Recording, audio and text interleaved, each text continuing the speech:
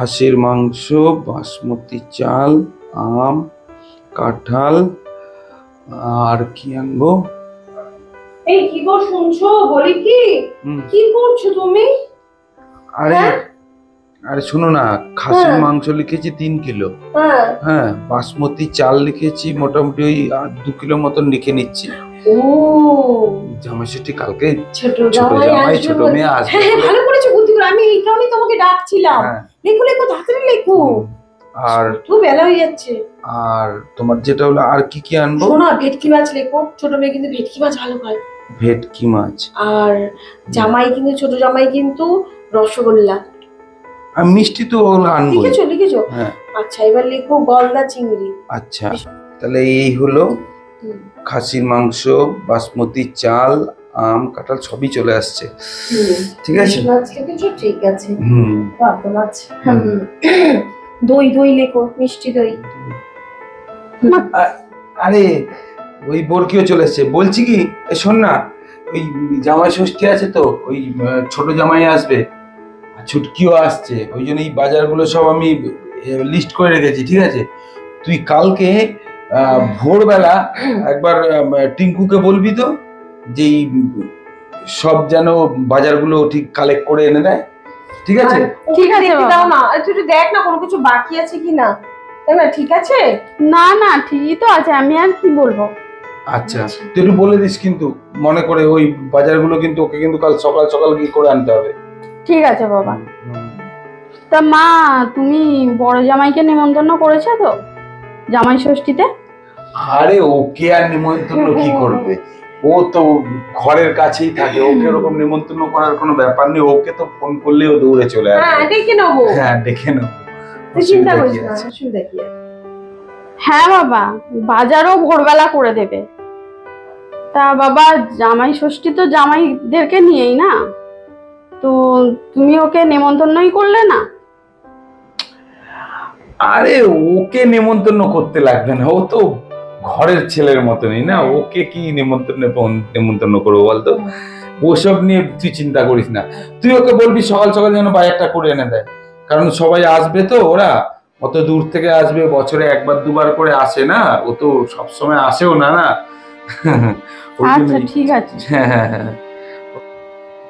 হ্যাঁ ওরা দূরে থাকে, ওরা বছরে একবার দুবার আসে।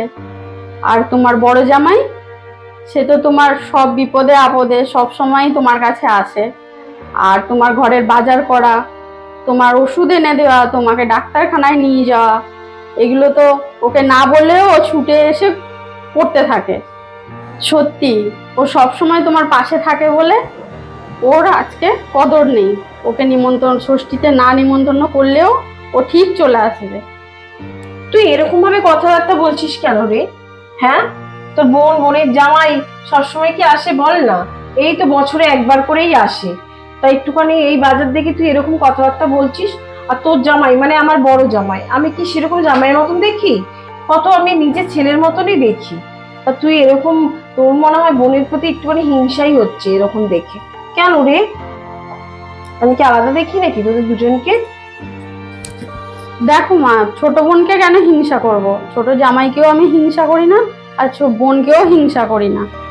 দেখো মা, তোমাদের বড় জামাই তোমাদেরকে নিজেদের বাবা মার মতো ভালোবাসে, দেখাশোনা করে, কারণ তার নিজের বাবা মা নেই।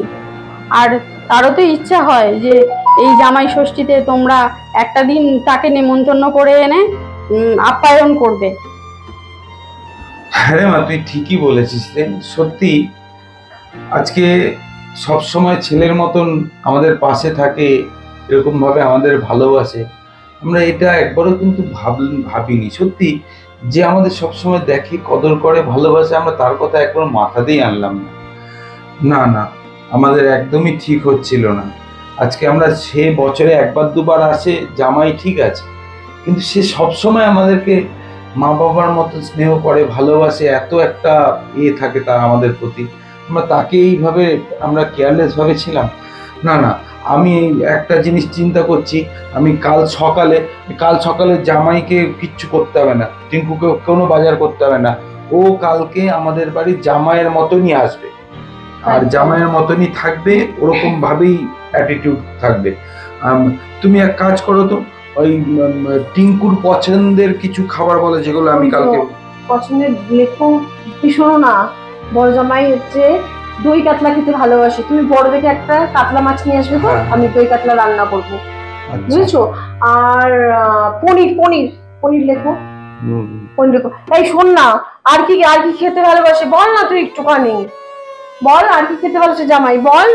দেখো বাবা, এই খাওয়া দাওয়াটা বড় না, তুমি যে ভেবেছো না ওর জন্যে, যে এই সম্মানটা দেবে ভেবেছো, এটাই ও খুশি হয়ে যাবে। তুমি শুধু একবার ওকে ডেকে নিও, নিমন্ত্রণ করে ডেকে আনবে, ও এতেই ও খুশি হয়ে যাবে।